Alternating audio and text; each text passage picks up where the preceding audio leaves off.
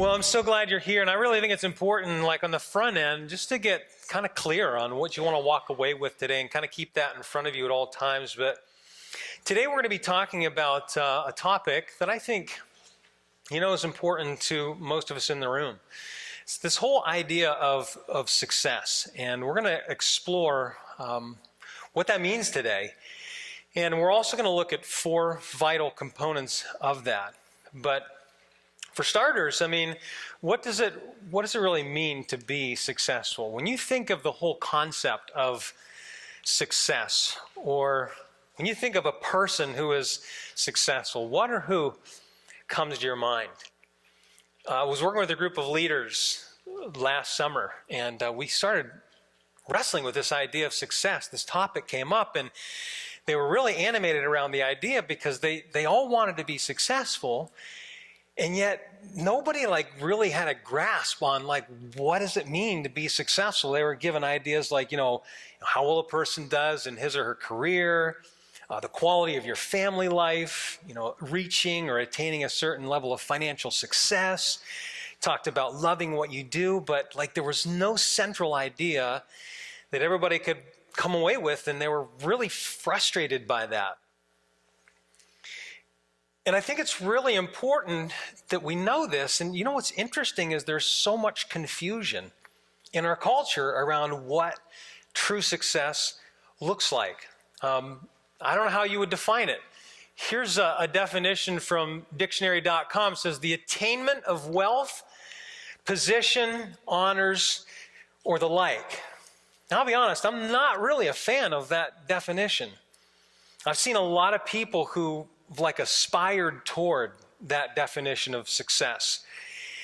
And I've kind of watched the trajectory of their lives, and there's this moment where they get to be around the age of 45-ish, that midlife age. Anybody there? Can I get a witness? Yeah, I'm past that point. And it's you wake up one morning when you're about 45. It's that age when your mortality starts to dawn on you. And I don't know if you've ever had this. This has happened to me. This happened to me actually at 50, where you have this moment of acute self-awareness. And you almost break out into a cold sweat. You get a little bit, pale. Your mouth gets dry. And this thought comes into your head, and you're like, my life is half over half over. And what have I done with the first half? There's this statement that basically goes and inside every person getting older is a younger person saying, what happened? Anybody been there? And you get to that moment where you're like, what have I invested in for the first half of my life? What was it really about? Was it about the things that it should be about? You almost have this idea that, gosh, is the ladder leaning up against the wrong wall? And I want us to walk away today with a really solid vision of what success is. Something that you can take to the bank and really align your life around. You don't have to question whether or not this is a solid idea of what success is. So let's look at it. Page 6 in your outline, in your study guide. Number 1, it's knowing my purpose in life. What is your purpose? Why are you on this planet? What's your why? How does it show up in your life on a daily basis? You ever think about this question? Several years ago, I was at a conference. A lot more people than this. A bunch of pastors were in the room, and I don't remember anything else that the speaker said. But at one point during his talk, Bill Hybels, it was like he was staring into my soul. And he asked this question. He said, what are you going to do with your one and only life? You ever have one of those questions it's like a sledgehammer that gets you right there? And I could not get that idea out of my head. That question, that idea just struck so deeply within me, thinking about, I got one life. And man, I'm 50. I have this vision of life. I don't know if you can relate to this as you get older. It's like you're driving down the road. You can see this long roadway out in front of you, and the telephone poles you can see them going by out of your periphery. And as you get older, right, Jeff, you push down on the accelerator. It's like you're pushing down on the accelerator, and the poles start going by faster and faster and faster. Your perception of time totally changes. We get one life. We don't get do-overs. We don't have to call mulligans for this thing. But we were created for significance. We were created for a unique and special purpose that nobody else can fulfill other than you on this earth. In 1943, Abraham Maslow came up with this theory, which he called the theory of human motivation. We kind of now know it as Maslow's hierarchy of needs. But in this hierarchy, he kind of designed this such that the largest and most foundational needs that a person has are at the bottom. And they have to be satisfied before a person is motivated to achieve the needs higher on this pyramid. So at the bottom, you have your physiological needs: food, water, air, and then it moves to safety, the need for protection, a roof over our head, belonging, and the need for love, the need to know that we matter and that we have value, that we have dignity. And then at the top of that, Maslow came up with this idea called self-actualization. Big word, which really, in a nutshell, means, it's the fulfillment of your talent and potential. It's discovering and living out your purpose. We're created that way. I think it's so cool that psychologists have studied thousands upon thousands of people and find these consistent threads that people have a need for purpose. We want to know that at the end of this life, we've made some contribution to this world that made a difference, that made the world a better place. You have purpose, you have significance, and when you have a sense of significance, your life becomes filled with a greater sense of hope. I love one of the things that John Maxwell says is, when you find your why, you find your way. You find that real direction in life, and this is foundational to successful life. If I were to ask you, what is your purpose? And you had to kind of write that down in a couple of sentences, would you be able to articulate that? Would you be clear on what that is? I was with a group of leaders a couple weeks ago, and I said to them, if you were to ask 10 of your colleagues what their purpose in life is, I said, how many out of 10 do you think would be able to give you an answer? You know what the primary response is? What do you think? I had a lot of ones. A few people said 2. Isn't that amazing? We're created for this deep sense of purpose, and yet we lack clarity around one of the most foundational issues of life. In my experience, very few people are clear on this. One of my favorite authors is Mark Batterson. And in one of his books, he wrote this: most of us live our entire lives as strangers to ourselves. We know more about others than we know about ourselves. Our true identities get buried beneath the mistakes we've made, the insecurities we've acquired, and the lies we believed. We're held captive by others' expectations. We're uncomfortable in our own skin. Can I get a witness? Am I the only one who's ever felt this way? And so we spend far too much emotional, relational, and spiritual energy trying to be who we're not. Why? Because it's easier, and we just think it's safer. It's not just that we're lying to ourselves. Somewhere along the way, we lose ourselves. That's powerful. And that to me is true to life of many, many people. Truly successful people are clear on their purpose. And you know why? Because when they are clear on their why, you've probably been around a person like this. They live their life with this deep sense of focus. There's no wasted motion. There's deep intentionality with the way they invest their time, with the way they arrange their life, with the priorities that they're clear on and understand because they know their purpose.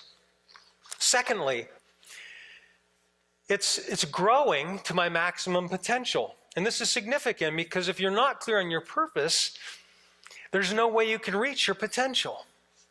And so I believe psychologists estimate that the average person only taps into about 5% of their potential. I mean, think about that number. Staggering number. What we're capable of in light of what we're doing. And see, our potential is directly related to that unique combination of assets that each of us possess. Our personality, our unique intelligence, our strengths and gifts, our passions, the unique set of life experiences that every one of us has. And when we understand how each of those go together and how they're supposed to be expressed in this life in its unique way, then we can focus on those areas, those skills, those strengths, those assets with great intentionality. I got a buddy of mine that I used to go to high school with. This was 34 years ago that we played football together. I can't believe I'm saying that. He's the guy that has the words power and strength on his arms. Gary's a lineman. He is a 285-pound piece of gristle and pasta power. He's an Italian. And he would think that was a deep compliment if I said that to his face. But Gary has been passionate about eating and lifting all of his life. And the eating is like the fuel for his strength, which is lifting. You know what I love about him is I just watched a Facebook post that he did. It was a video setting his new max. At 50 years old, he just repped 515 pounds. Now, I don't know if you guys are familiar with powerlifting, but a 515-pound bench is impressive. And he's still ascending. He's 50 years old. He's still ascending in his lifting. He's in his zone. It's his passion. It's what he's good at. What he did not post on Facebook, he did not post a video of him doing the 100-meter. Because there would have been an adjacent picture of Gary on a gurney. That's not the area of his strength, and our potential is always going to be in the area of our strengths and our gifts. When we find our strengths and our gift, there we find unlimited potential. I'm passionate about coaching. It flows out of some of the skills and strengths I have, and I feel like I'm just scratching the surface as a coach. And I get excited about the future because I feel like I've got so much room to grow within that. That's what we're talking about when we talk about potential. And the question I would ask there is, what will you have achieved in life to know that you've achieved or that you've realized your full potential? You ever think about that question? This is a really important question to answer because the reason sometimes we don't achieve the things that we don't reach that potential is we're never really clear on what that looks like. You know, if we're playing it out in real time, what would be happening in my life?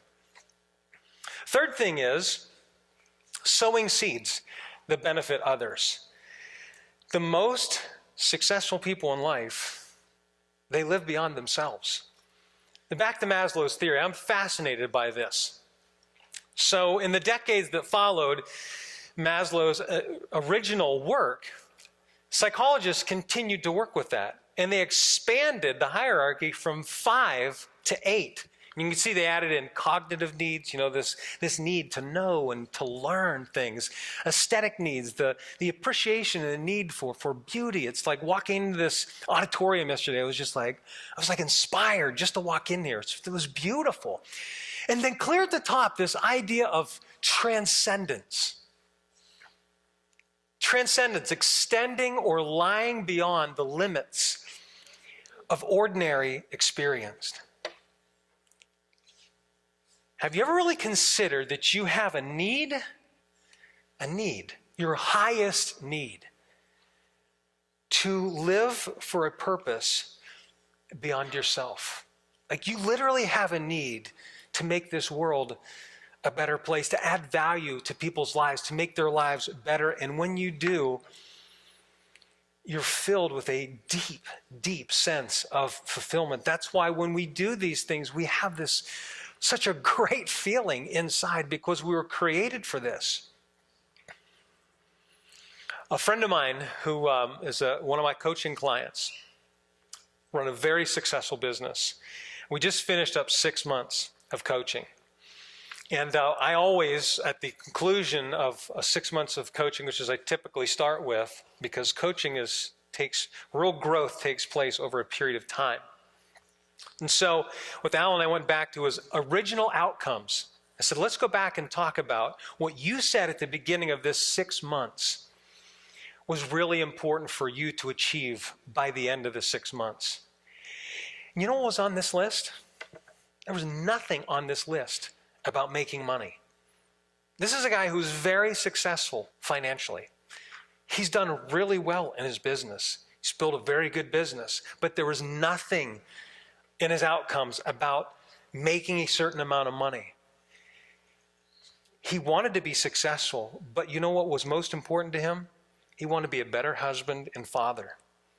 He wanted to build a great team so that the people that work with and for him could realize their dreams. It was super important to him that the people who come into that place of work feel inspired when they come to work. They love coming to work because they're part of a really great environment.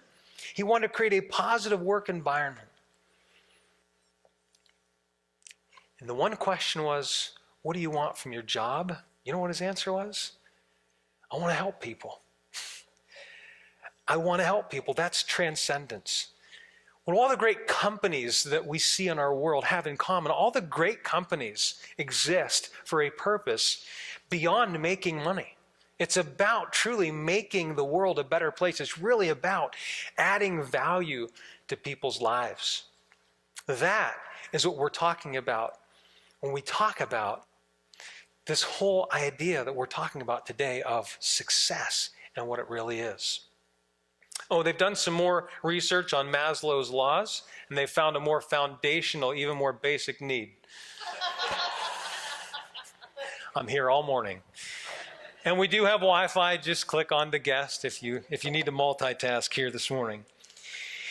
Okay, so that's a great transition point into our first of the 4 components. When we talk about this idea of success, the R.E.A.L is based on 4 concepts that we're going to develop together this morning. And the first one is really all about relationships. Daniel Goleman, several years ago, did this research of 188 companies. And he wanted to understand what their competency models were. What was it about these companies that drove outstanding performance? What separated, kind of the average employee from the one who really stood out and did great work? And what was interesting is they studied these 188 companies, 3 categories emerged. The first was technical skill, which we all think about that. You got to be good at actually what you're doing. Cognitive ability, you have the mental capacity to do your job. But the third one is what's really fascinating. Competencies demonstrating EQ. EQ, we're talking about emotional intelligence. Emotional intelligence is this idea of I'm aware of the impact of myself on others, and I'm aware of the impact that they have on me. And with that understanding, I'm able to develop and cultivate healthy, effective relationships with the people that I work with. But here's what's amazing. They found that emotional intelligence was 2 times more important to a person's success at work than all of the other 2 combined. 2 times more important. But when you think about what it really takes to be good at your job, what always shows up first? The technical skill and the cognitive ability and that soft skill stuff. That's nice, but is it really important to what I'm doing? And I would argue vehemently and passionately that it is huge. It's everything. In fact, as you continue to move up in an organization, the need for more and better emotional intelligence skills compounds and becomes exponentially more important as you move up in an organization.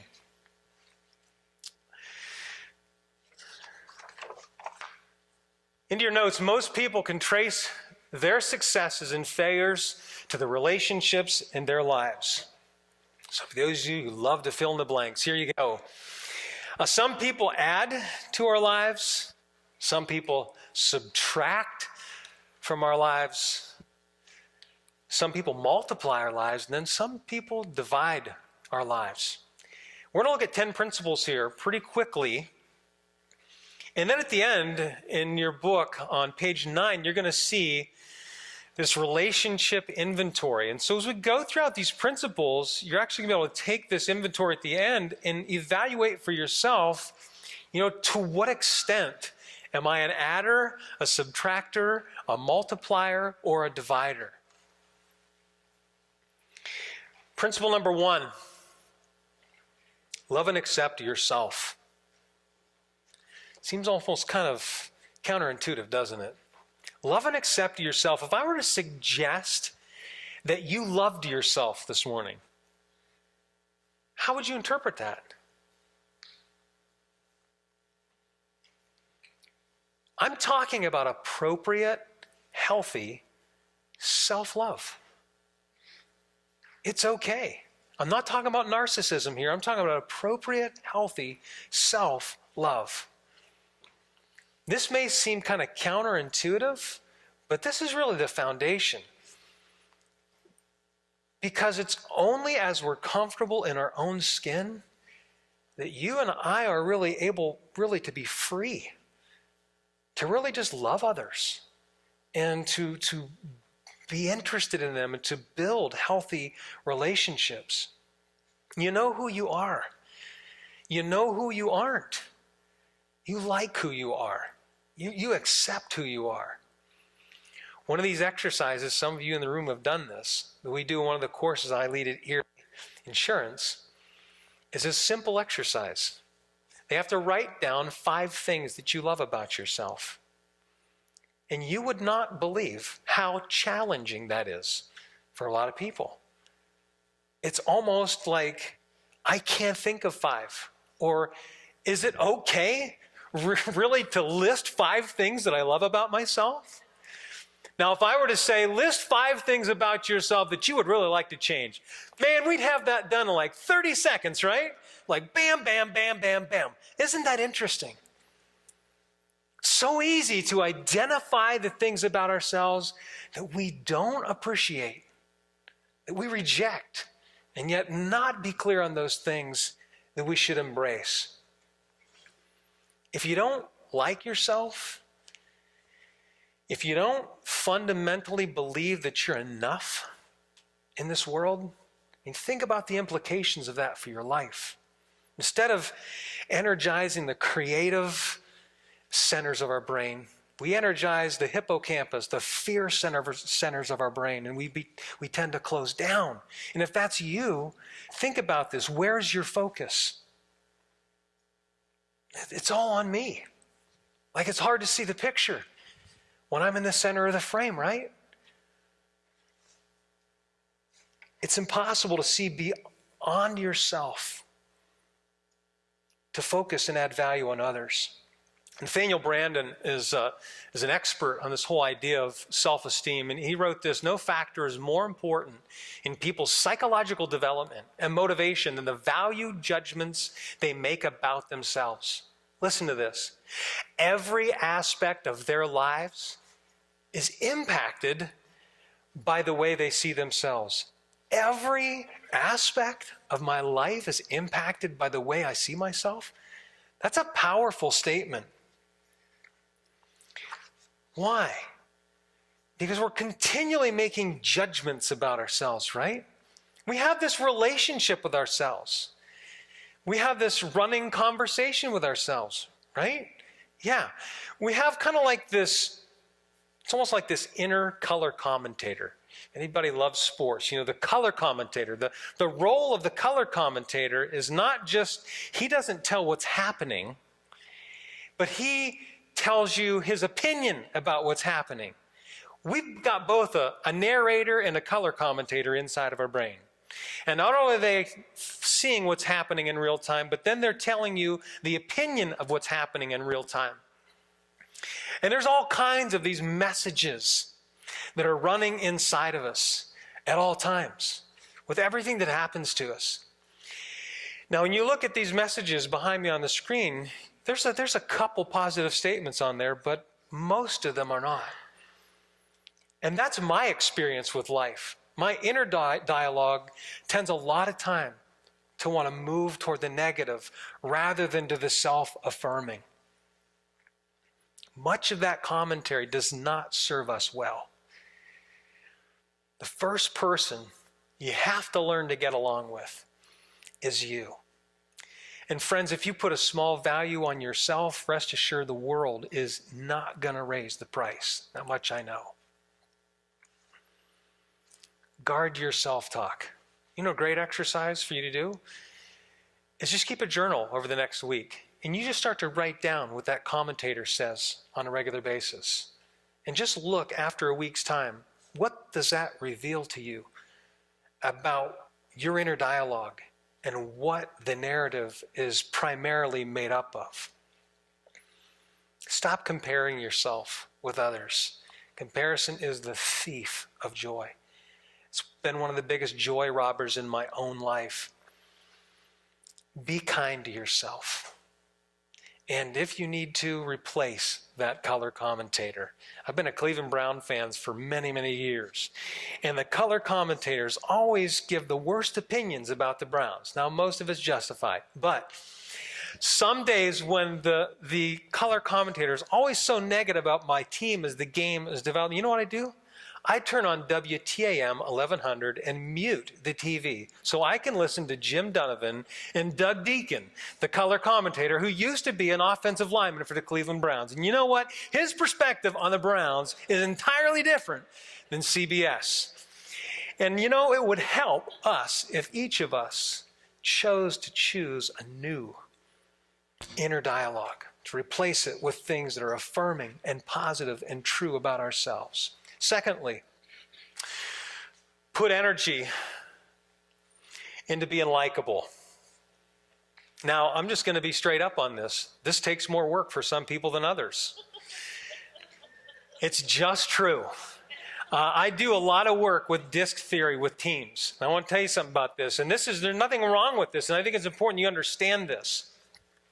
Working with a leadership team right now, and they're actually working through their personalities and their personalities in conflict, and they're beginning to understand how, you know, man, the things that motivate me are totally different than the things that drive and motivate you. I can't even believe that you actually think that way. And it's like their awareness is going to a whole different level. But when William Marsden came up with this theory originally, there are like two hemispheres here. So you've got the dominance, the drivers, you know, people who are always on a deadline, always got this sense of urgency. The influence types, people like to be in the center of attention. They love relationships. The stable, supportive, you know, they're the collaborators, and they love to have harmony in relationships, right? You love to have harmony.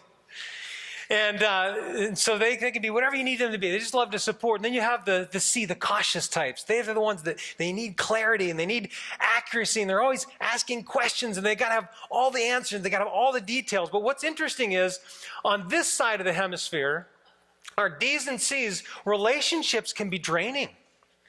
There's nothing wrong with that. That's just a reality.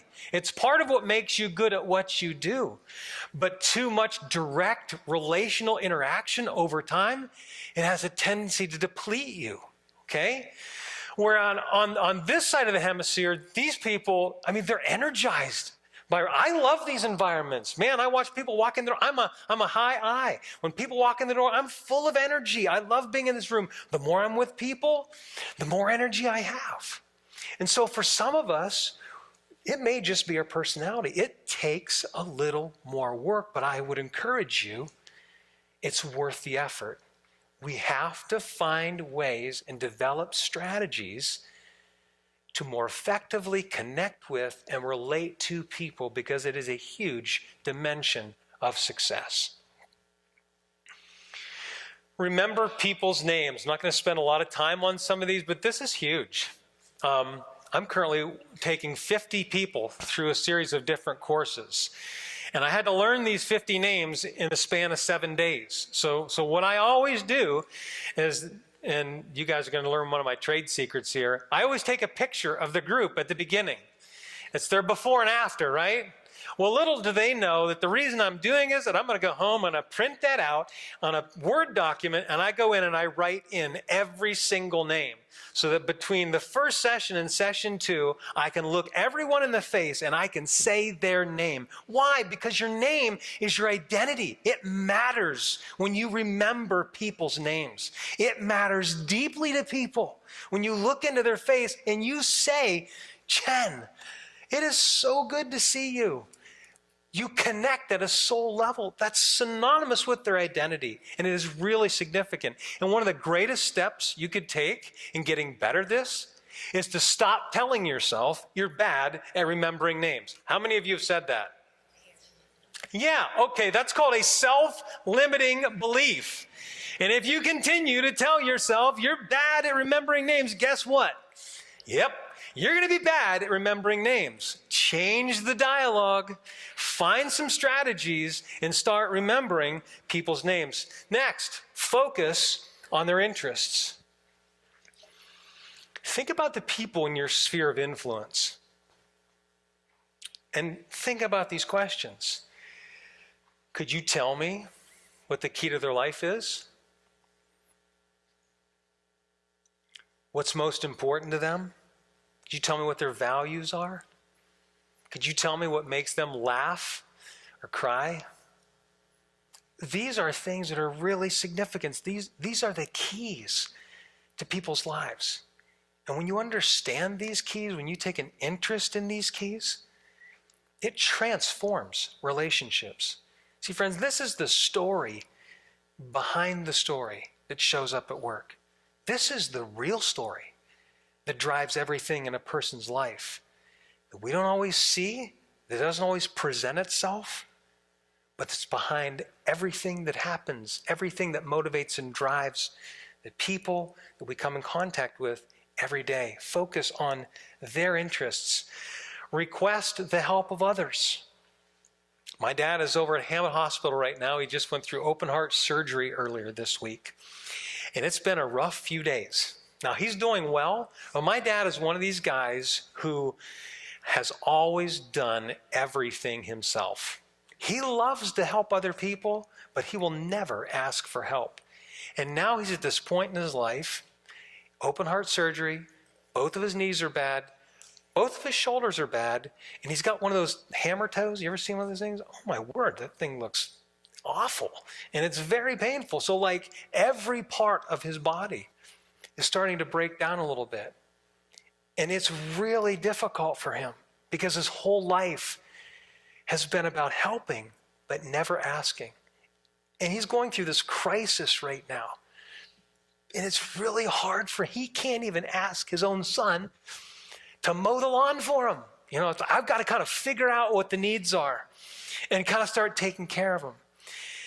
But what if we realize that as much as we love being asked and as honoring it is when people ask us for help, how much is it the other way around? When we reach out for help, it values people. It acknowledges a contribution, a strength, a quality that they bring to our life that is significant and valuable. It honors them, and people love it. When we just ask, when we reach out, when we include other people in our lives, when we become vulnerable. Next, add value to people. This really comes from the law of addition, which is law number 5 in John's book, The 21 Irrefutable Laws of Leadership. And the concept of this is really that leaders add value by serving others. This principle I've seen greater than any other principle. This principle is the single most powerful principle I've seen in changing the influence of leaders more than any other. When they realize the power that this principle holds, I've seen it change people's lives. Because you're coming to people from a place of service. So we add value to others when we truly value people. I don't know about you, but I kind of play a little game with folks, and I see like two signs on people when I run into them all the time. They're imaginary. And the first sign is a 10, and I like see the 10 like right over their head. I always want to look at people as 10s. 10s in terms of their future and their potential and what they bring to the world, and that they're just full of incredible assets. Like, I want to look at everybody as a 10. And then the other thing is, I imagine people have this sign hanging around their neck, and it says, "Make me feel important." I think everybody I run into desperately wants to know that they matter. And when we do this, we begin to really, truly value people for who they are and for what they could be. Viktor Frankl, I love some of the stuff that he's developed and written about. And he said, if we make man what he should be, we make him capable of what he can be. Isn't that an incredible principle? That we can literally, because we see potential in others that they don't see in themselves, can help them become more just by the way we see them and treat them. I can assure you of this. If you intend to be successful, this will be a central part of your life. You will truly value people just for the fact that they're human beings. Whatever business you're in, no matter what it is this morning, I can tell you this: you are in the people business, first and foremost. We add value to others when we make ourselves more valuable. We add value to others when we know and relate to what they value. And we talked about this, when you connect most deeply with others, when they feel like they're known,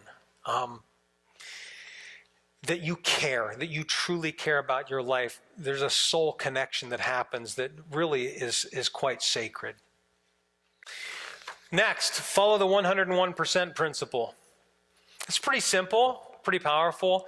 Find the 1% you agree on and give it 100% of your effort. So in relationships, a lot of times, especially when you're looking at different personality differences, it's easy to find the things, like this happens a lot in marriage, right?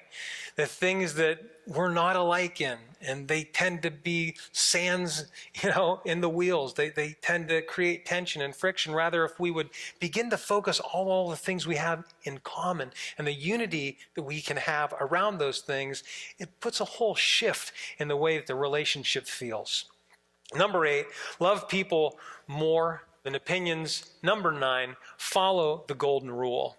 And I think I'd be remiss if I didn't mention one of the great companies of our community on this one. How many Erie people in here this morning? Go ahead and raise your hands. I've had the privilege of working with these folks for a couple years now. And the thing I love about Erie Insurance is their history. This is a company, and this is one of the great companies of our region, a company that invests in this region. This auditorium is named after the founder. They have a passion for Erie. But it all goes back to the founder. And H.O. Hurt's vision of Erie Insurance was beyond insurance. It was all about the golden rule. Erie is built on the golden rule. Do unto others as you would have them do unto you. That's why Erie Insurance is above all in service. Anybody an Erie Insurance customer here? Is their customer service phenomenal? Yeah, you work for Erie Insurance. It is phenomenal. There's a touch with the way that they serve and care for people that you can feel, that goes beyond their competitors. And it all goes back to this principle that for 92 years they have been faithful to. That's powerful. That's true success.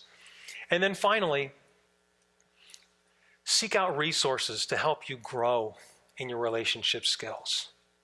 This is a really important part of being successful. So find the resources, go to conferences, get great reading resources. You can grow this and develop this because these are just behaviors, and behaviors can be learned. Okay, here's what I want you to write down before we do anything else. Our minds crave the ability to focus after you've had tons of information. So I want you to find a focus. You're not going to be able to do all these principles, but what's your one takeaway that if you focused on it, it would have a tremendous impact on your growth and your ability to navigate relationships more effectively? Write that down right now.